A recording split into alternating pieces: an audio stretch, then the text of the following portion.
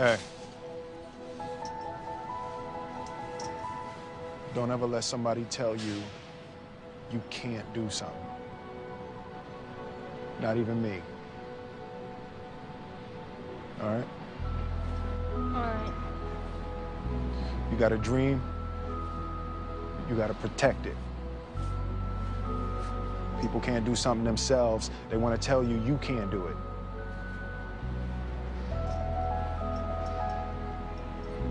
You want something, go get it. Period.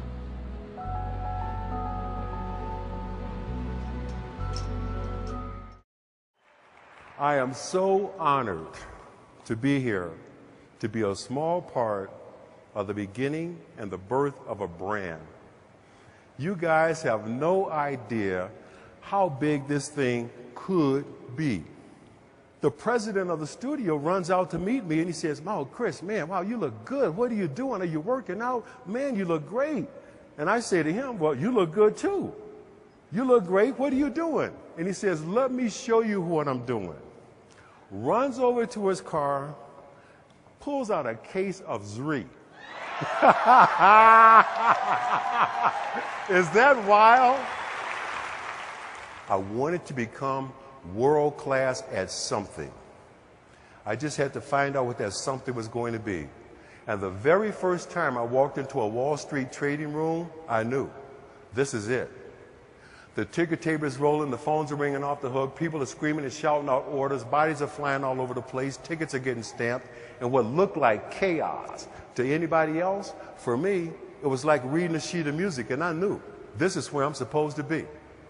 Major Wall Street firms have begun to require an MBA just to get into their institutional training programs. I had never gone to college. Didn't mean I wasn't smart, didn't mean I wasn't bright, I just didn't have a college degree. But I kept coming back. I interviewed for a year. I started spending a lot of time with this guy in his office in downtown San Francisco, learning what a stockbroker does, when I was supposed to be 40 miles away selling scientific equipment. But I kept making them 200 calls, and every day for a year, this little old man came to see this gorgeous female broker who sat next to me. Was none of my business. I sit there making my 200 calls. I got on a blue suit and a gray suit. This guy watched me for a year. And one day he comes over to me and says, "What are you doing here? You don't belong here. Here's my card. Come see me." Again, I thought it was a client coming to see his broker. Wrong. That little old man, turns out, was the managing general partner for Bear Stearns in San Francisco, and he was coming to see his girlfriend. But I go see this guy, and he tells me the story of this place called Bear Stearns. Tells me how the firm was built by entrepreneurs with a strong work ethic. And he says to me, "If you come over here, I will make you a star." In preparation for this meeting, I'm real clear. Keep the focus on performance, added value, and the wealth you created in the portfolio. That's it. This is the story of every father who ever had to be a mother, every mother who ever had to be a father, and everybody who ever had a dream and wouldn't quit. This ain't even about you. But the most important thing I've ever done in my life is to have broken the cycle of men who are not there for their children. That is absolutely the most important thing I've ever done or will ever do. Because I raised a young man who finally at 27 gets it, the most important thing about being a man is being responsible.